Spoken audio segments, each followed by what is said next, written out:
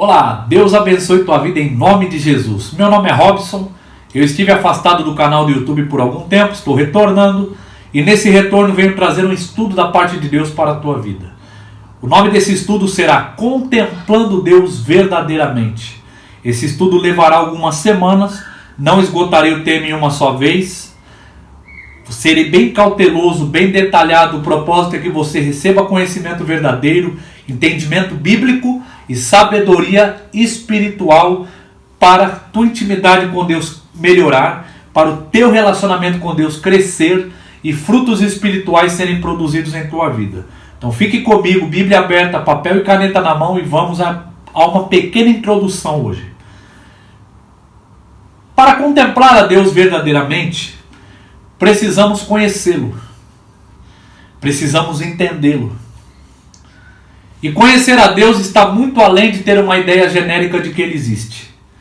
Conhecer a Deus está muito além de uma familiaridade com o teu nome. Conhecer a Deus envolve intimidade e conhecimento do teu caráter, dos teus atributos, de suas ações e dos seus feitos. Quando conhecemos o caráter de Deus, suas ações, seus atributos, seus feitos, o nosso temor por Ele aumenta, a nossa reverência por Ele cresce, nós entendemos o quão pequeno nós somos e o quão grande Ele é, e também compreendemos a nossa necessidade de Sua presença e de Sua majestade. E hoje nós estamos assistindo o mundo em caos, problemas espirituais, familiares, matrimoniais, na área da educação, na área da política, em todas as áreas. E o problema não é exterior, o problema é interior. O problema é teológico. Estão criando um Deus em tuas mentalidades pecaminosas e limitadas. E adorando um Deus que não é o Deus que a Bíblia declara, que a Bíblia revela. Então, quando nós não conhecemos a Deus verdadeiramente, vamos tratá-lo Ele da maneira que nós entendamos, ou da maneira que queremos, ou da maneira que imaginamos. Como eu disse agora há pouco, nossas mentes limitadas, nossas mentes pecaminosas, passam a adorar a criação ao invés do Criador. Colocam a criação em primeiro lugar e o Criador em último lugar. E aí o caos está instalado. Então a Bíblia é a revelação divina. A Bíblia é a base para conhecimento do caráter, dos atributos, dos atos e dos feitos de Deus. A palavra de Deus revelada para o nosso entendimento. Ela é a nossa estrutura. E é para isso que vamos estudar, é para isso que vamos abordar aqui temas importantíssimos para que esse relacionamento com Deus seja verdadeiro e que nós venhamos a contemplar Ele verdadeiramente. Quando a terra está um caos, o céu não está em pânico. É importante entender isso. O fato do mundo estar totalmente desta maneira, Deus não está em pânico e nem apavorado e nem com depressão. Porque em Provérbios capítulo 19, versículo 21, o texto diz que muitos são os planos no coração do homem, mas o propósito de Deus prevalecerá. Independente dos planos no coração do homem, é o propósito de Deus que prevalece. Em Isaías capítulo 46, versículo 8 ao versículo 10, o próprio Deus diz assim: eu sou Deus e não há outro além de mim. Eu anuncio as coisas futuras desde o princípio e farei cumprir toda a minha vontade. Presta bem atenção, Ele é o único Deus que Ele termina primeiro para depois iniciar. Primeiro Ele conclui a tua obra para depois dar início a ela. É o único Deus que tem poder para fazer isso, mais ninguém. Ele é o Criador e não a criatura, Ele é o autoexistente, Ele é o Deus todo majestoso. Isso é muito importante entendermos por quê. Independente da circunstância, independente das situações, o propósito dele prevalecerá. Se o propósito dele prevalecerá, isso indica que o lugar mais seguro para eu estar é debaixo da autoridade, do poder e do propósito desse Deus. É para isso que estamos estudando. Então não condiz a nós, como estamos vivendo hoje, como estamos vendo hoje, condiz a Deus, condiz ao propósito e à vontade dele, não condiz a nós. Muitas vezes, contemplar a Deus verdadeiramente vai envolver os nossos planos serem paralisados e o propósito de Deus ser estabelecido em nossa vida. Está disposto a isso? Está aberto a isso? está totalmente entregue a isso, o propósito dele prevalecerá. Isso é muito importante compreendermos. Então, quando abordamos a Bíblia, quando vamos estudar a Bíblia, ouvir um sermão, se condiz a Deus. Ele é a prioridade, ele vem primeiro. Ele é a fonte, ele é a estrutura, ele é o criador, ele é o fabricante. Então eu preciso ver o que Deus é, o que ele quer, qual é o propósito dele. A pergunta que devemos fazer quando oramos, ou quando conversamos com Deus, ou quando estudamos a Bíblia é: qual é o propósito de Deus para a minha vida? E não qual é o meu propósito, porque é o propósito dele que prevalecerá, e não o meu, e não os dos homens. Então hoje as pessoas estão buscando seus propósitos em livros, em outras pessoas, em fontes secundárias, sendo que o propósito de Deus prevalecerá. E o que acontece? Qual é o resultado disso? Muitas dessas pessoas têm até recursos exteriores, visíveis, mas são pessoas que estão vazias. Porque, como diz o sábio Salomão, o homem que foi mais rico aqui nessa terra e o mais sábio de todos, depois que ele desfrutou de todos os prazeres, esse mesmo homem chamado Salomão, conhecido como o pregador no livro de Eclesiastes, ele escreveu: vaidade das vaidades. Tudo é vaidade, é como correr atrás do vento. Quando ele vai concluir o teu livro no capítulo 12, ele diz: a suma de tudo é: tema a Deus, que há de julgar os vivos e os mortos, há de trazer à luz todas as coisas, boas e más. Então é muito importante nós entendermos e compreendermos isso. E nós estamos estudando para esse entendimento, de conhecer a Deus verdadeiramente e adorá-lo, reverenciá-lo da maneira correta, e não da maneira que achamos. A maior arma do diabo é distrair as pessoas com as coisas boas para tirá-las daquilo que é certo. Porque a distração nada mais é do que a destruição em câmera lenta. Então o diabo oferece coisas boas para as pessoas, porque a mente do ser humano depois do pecado gosta de tudo que é fácil e de tudo que é prazeroso. Presta bem atenção nisso. Então o diabo ele distrai as pessoas com coisas boas para que elas se afastem, saiam daquilo que é certo. Foi o que ele fez no primeiro pecado, foi a primeira tentação. Quando Adão pecou, cometeu desobediência contra Deus. Distração, sair do propósito. Sair do lugar exato, sair da verdade, sair debaixo da autoridade e do propósito de Deus. O que destrói uma pessoa, o que destrói uma família, o que destrói uma cidade, o que destrói uma nação, não é a presença do inimigo, é a ausência de Deus. Porque o propósito de Deus prevalecerá. Então se você sair debaixo do propósito de Deus, morto você está. Isso é muito sério. Então essa é a maior armadilha do diabo. É o que ele usou na tentação com Jesus. Mas Jesus estava debaixo do propósito de Deus. Jesus estava firmado no propósito. Então não necessitava de recursos exteriores. Não necessitava de nada ao seu redor. Somente da palavra de Deus. Porque a resposta de Jesus diante de cada tentação de Satanás no deserto foi: está escrito. Ele cita Deuteronômio capítulo 8, versículo 3. Deuteronômio capítulo 6, versículo 13 e versículo 16. A palavra de Deus é a nossa espada. Por isso que Satanás faz de tudo para tirar a palavra da gente. Ele não está preocupado em tirar você da igreja. Desde que você não entenda a palavra, não estude a palavra, não tenha relacionamento com a palavra e com Deus, você morto está. Isso é muito importante compreendermos. Jesus disse em João 8,32: conhecereis a verdade e a verdade vos libertará. Em João 8,36 ele disse: se o Filho vos libertar, vós sereis verdadeiramente livres. Então, o que nos dá liberdade? Conhecer. Conhecer quem? Jesus. Ele é a verdade. Nós não vivemos atrás de um método. Nós não vivemos atrás de ideias ou teorias. O cristão ele deve viver atrás dessa verdade. E essa verdade é Cristo, é uma pessoa. O que ele disse em João capítulo 14, versículo 6. Eu sou o caminho, a verdade e a vida. Ninguém vai ao Pai a não ser por mim. Então, nós não temos um mapa, nós temos uma pessoa a seguir. Jesus Cristo. Ele nos liberta verdadeiramente. Ele é a verdade. Isso é muito importante entendermos. E esse Deus que nós estamos estudando para contemplar é o Deus bíblico, é o Deus da Bíblia. É o Deus que está revelado nas Escrituras Sagradas. Olha o que o salmista escreveu no Salmo 113. Louvai servos do Senhor. Louvai o nome do Senhor. Bendito seja o nome do Senhor, agora e para sempre.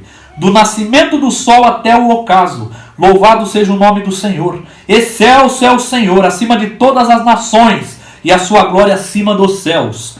Quem há semelhante ao nosso Senhor, nosso Deus, cujo trono está nas alturas, que se inclina para ver o que se passa no céu e sobre a terra? Ele ergue do pó o desvalido e do montouro o necessitado, para assentar ao lado dos príncipes, sim, com os príncipes do seu povo. Faz que a mulher estéril viva em família e seja alegre mãe de filhos. Aleluia. Esse é o Deus que servimos. É esse Deus que você contempla? É esse Deus que você conhece? É esse Deus que você enxerga quando você estuda a Bíblia? É esse Deus? Então essa é a primeira parte da introdução. A segunda parte, e muito importante, é que hoje nós estamos direcionando a sabedoria, achando pessoas sábias, aquelas que têm um cargo, um título, uma posição social, ou estão na mídia, ou estão no mundo das celebridades. Essas pessoas que estão sendo reverenciadas como sábias. E a Bíblia nos ensina totalmente ao contrário. Esta sabedoria é vã. Porque a palavra sabedoria na Bíblia, ela está relacionada com a habilidade de aplicar a palavra de Deus, de aplicar o conhecimento e o entendimento. Porque a palavra de Deus, ela não produz frutos quando eu entendo, sim quando eu aplico. E quando eu aplico, eu tenho a habilidade de aplicar essa palavra. Isso é sabedoria. É a habilidade de viver em um mundo de trevas, sendo luz. Isso é sabedoria. E hoje essas pessoas que são ditas como sábias, são pessoas orgulhosas, pessoas vaidosas, com as coisas que elas conquistaram, que a traça corrói e o ladrão rouba. São coisas perecíveis. Não que seja errado, não que seja pecado, mas não é prioridade. Isso é consequência. Jesus disse em Mateus 6,33: buscai primeiro o reino dos céus e a tua justiça, e todas estas coisas serão acrescentadas. Então nós não podemos se orgulhar de coisas vãs. Quanto menos nós conhecemos de Deus, do teu caráter e dos teus atributos, mais nós se inflamos, mais nós se orgulhamos, e mais nós pensamos que somos alguém. E quanto mais nós conhecemos de Deus, do seu caráter e dos seus atributos, mais pequeno nós vemos que somos, e maior nós enxergamos esse Deus, e nós entendemos a necessidade que temos dele. Isso é de mera importância, porque o lugar mais alto que uma pessoa pode estar é aos pés de Jesus. Isso é muito importante. Então, o orgulho do mundo hoje é por coisas vãs, é por títulos, e assim eles matam, assim eles se corrompem, assim eles pisam uns nos outros, e não é isso que a Bíblia ensina para nós. Nós devemos se orgulhar de algo? Devemos. Jeremias capítulo 9, versículo 23 e 24. Assim diz o Senhor: não se glorie o sábio na sua sabedoria, nem o forte na sua força, nem o rico nas suas riquezas. Versículo 24. Mas o que se gloriar, glorie-se nisto, em me conhecer e saber que eu sou o Senhor, e faço misericórdia, juízo e justiça na terra, porque destas coisas me agrado, diz o Senhor. O próprio Senhor diz. Do que devemos se orgulhar? Do que estamos fazendo aqui, em conhecê-lo, em reverenciá-lo verdadeiramente. Isso agrada o Senhor. Ele faz misericórdia, juízo e justiça na terra. É importante entender isso. Qual era o contexto do livro de Jeremias? O povo de Judá estava em pecado. O povo de Deus estava idolatrando, estava vendido à idolatria. Esse povo estava condenado ao cativeiro babilônico. Então Deus está falando: do que eu me agrado, do que vocês devem se gloriar, não de coisas vãs, não das suas forças, não da sua sabedoria, nem das suas riquezas, mas em me conhecer. É isso que vocês devem se gloriar. Então, se nós temos algo a se gloriar, se gloriemos em conhecer o Senhor. A terceira parte dessa introdução de hoje é que uma corrida não se vence quem sai primeiro, e sim quem chega primeiro, e nem quem corre mais depressa. E por quê? Principalmente na vida cristã. Porque se nós saímos primeiro ou corremos depressa na direção errada, estamos em perigo. E hoje nós estamos vendo as pessoas velozes, as pessoas ansiosas, as pessoas rápidas em caminhos errados. É muito importante primeiro conhecer o caminho, o trajeto, conhecer aonde devemos ir, o caminho a seguir, para depois tomarmos a iniciativa de corrermos. Então, isso é de mera importância. Quem é o nosso caminho? Jesus. Ele é o nosso caminho. Ele é o nosso começo Ele é a nossa jornada e Ele é o nosso fim. Ele é nosso tudo. É Ele o nosso alvo. É Ele a nossa chave. É Ele o nosso centro. É Ele a nossa realização. Em João capítulo de número 1, versículo 1 ao 3, João, quando descreve Jesus, está revelando a divindade de Jesus. Então ele diz: no princípio era o verbo, e o verbo estava com Deus, e o verbo era Deus. Ele estava no princípio com Deus. Todas as coisas foram feitas por intermédio dele, e sem ele nada do que foi feito se fez. João capítulo 14, versículo de número 6, o próprio Jesus diz: eu sou o caminho, a verdade e a vida, ninguém vai ao Pai a não ser por mim. Ele é o nosso caminho. Em João capítulo 15, versículo 5, Jesus diz: sem mim nada podeis fazer. Hebreus capítulo 12, versículo 2, diz que Jesus é o nosso alvo, o autor e consumador da fé. Em Apocalipse, o próprio Deus revela que Ele é o alfa e o ômega, o princípio e o fim, o primeiro e o último. Então, aonde está o propósito de Deus para nós? Em Cristo. Qual é o nosso dever? Conhecer a Cristo. Esse é o nosso trajeto, essa é a nossa jornada. Isso nos dá satisfação. Isso nos faz ter força, vigor, ânimo, coragem e esperança verdadeira na nossa jornada até chegar no dia da glória. Então é para isso que você está estudando, é para isso que estamos aqui hoje. Agora, a quarta parte. Como respondemos a isso? Aí entra o detalhe e a aplicação para hoje. Como nós respondemos a tudo isso que foi falado hoje? Um Deus poderoso, um Deus soberano, um Deus maravilhoso, um Deus que tem prazer naqueles que buscam a Ele, se gloriam em buscá-lo, em conhecê-lo. Jesus, que é o nosso alfa, o nosso ômega, o primeiro e o último, a raiz, o nosso redentor, o nosso remidor, o nosso salvador, o nosso Senhor. Como respondemos a isso? A nossa resposta faz toda a diferença. Em João, capítulo 4, versículo 23, quando Jesus está conversando com a mulher samaritana, ele diz a ela que Deus procura os verdadeiros adoradores, que o adorem em espírito e verdade. São esses os adoradores que o Pai procura. Ora, Deus é onisciente, Deus é onipresente, Deus é onipotente, Ele conhece todas as coisas, tem todo o poder. E Ele procura verdadeiros adoradores. O que isso significa? Significa que adorar a Deus está muito além de levantar a voz, adorar a Deus está muito além de tocar um instrumento, adorar a Deus está muito além de frequentar um culto somente no fim de semana. Adorar a Deus envolve o nosso caráter e o nosso comportamento. Caráter é quem somos quando ninguém está vendo, nosso íntimo, nosso interior. Comportamento é como respondemos às circunstâncias e oposições da vida. Isso é a verdadeira adoração. Como estamos adorando a Deus? Estamos adorando a Deus com o nosso caráter e com o nosso comportamento corretamente? Deus procura verdadeiros adoradores. Que você seja um. Então, nosso caráter e nosso comportamento é que manifesta a verdadeira adoração que Deus procura. Agora, presta bem atenção comigo e nós vamos concluir. Presta bem atenção. Ignorância, sabedoria, condenação ao inferno e salvação no céu são decisões, não acidente. Ninguém é ignorante por acidente, ninguém é sábio por acidente, ninguém é salvo por acidente, ninguém é condenado ao inferno por acidente, e sim por decisão. Deus não criou robôs, criou seres humanos com capacidade de decidir. Então é muito importante a nossa decisão. O primeiro pecado, Adão estava no paraíso, no jardim, no Éden, na presença de Deus. Podia comer de todos os frutos de todas as árvores, exceto da árvore do conhecimento do bem e do mal, porque Deus lhe disse: no dia em que comeres certamente morrerás. Poder de decisão. Ele decidiu comer. No capítulo 4 de Gênesis, quando Caim está prestes a matar seu irmão Abel, Deus o interroga: por que lhe descaiu o semblante? Por que andas irado? Acaso se procederes bem não sabe que serás aceito? Mas se procederes mal, saiba que o pecado jaz à porta, cumpre a ti dominá-lo, cumpre a ele dominar. O pecado estava à porta dele, cumpria a ele dominá-lo. Poder de decisão. Então ninguém é ignorante por acidente, ninguém é sábio por acidente, ninguém é salvo por acidente, ninguém é condenado ao inferno por acidente, e sim por decisão.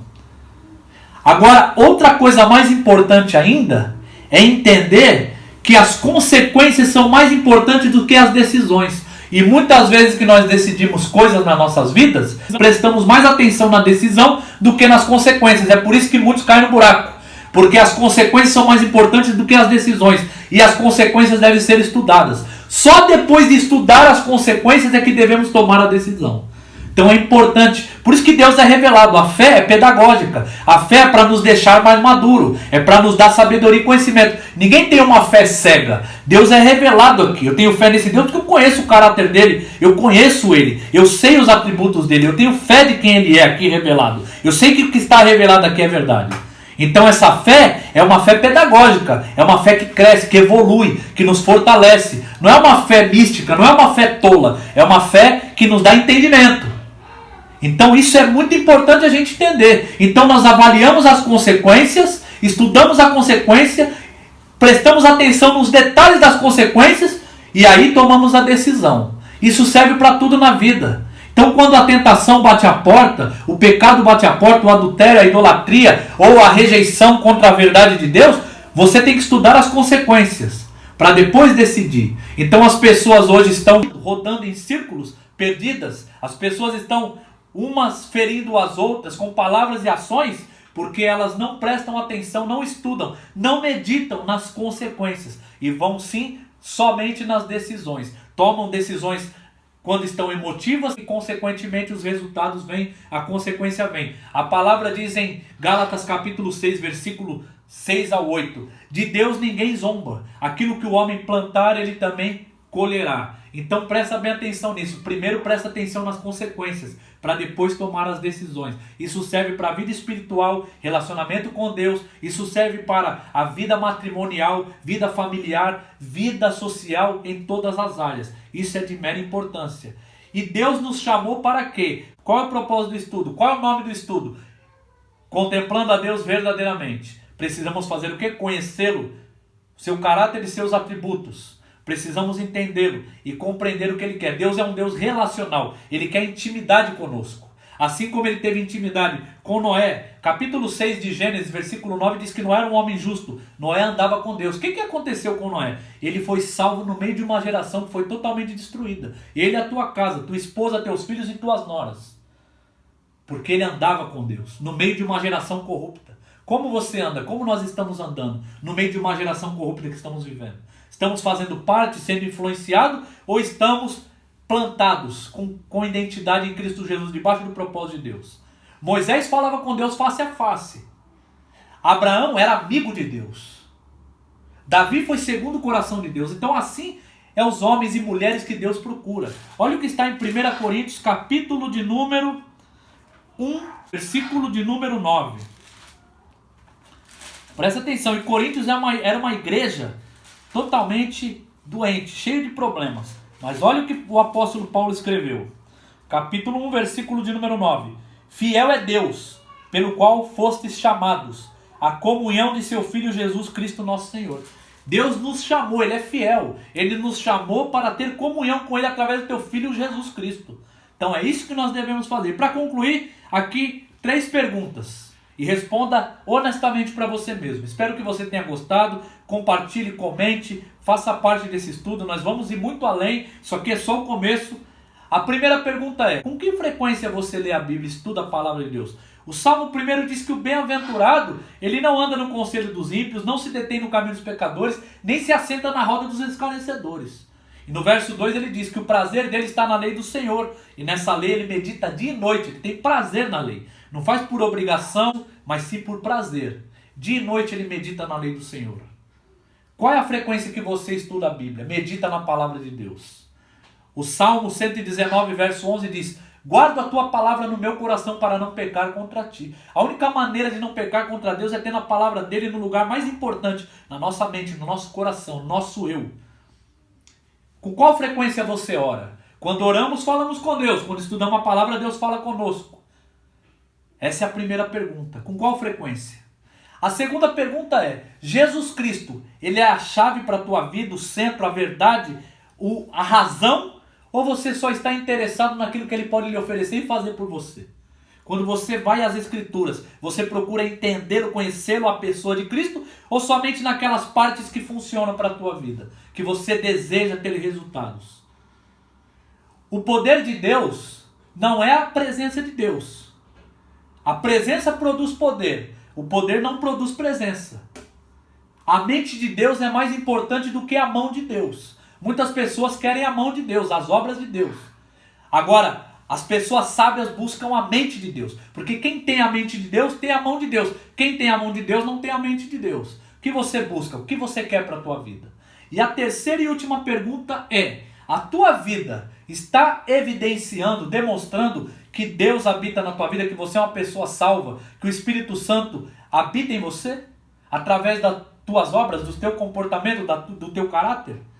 Mateus capítulo 5, versículo 16, o próprio Jesus disse: assim brilhe a vossa luz diante dos homens, para que vejam as vossas boas obras e glorifiquem o vosso Pai que está no céu. Então a nossa luz deve brilhar nesse mundo de trevas, e não sermos trevas, e não ignorarmos, ou somente rejeitarmos, ou criticarmos, ou condenarmos, mas sermos luz. Foi para isso que fomos chamados, para que vejam as nossas boas obras. Eu não sou salvo porque eu faço boas obras, mas eu faço boas obras porque eu sou salvo. As boas obras não me salvam, mas elas testificam, declaram, demonstram que eu sou salvo. Não para a minha glória, não para o meu louvor, mas para a glória daquele que tudo criou e é o dono e soberano de todas as coisas. É assim que nós contemplamos a Deus. Então, que você reflita, que você estude. Espero que você tenha gostado, que você comente, que você participe e vamos adiante logo mais. Que Deus lhe abençoe e fortaleça você nesse estudo, contemplando a Deus verdadeiramente.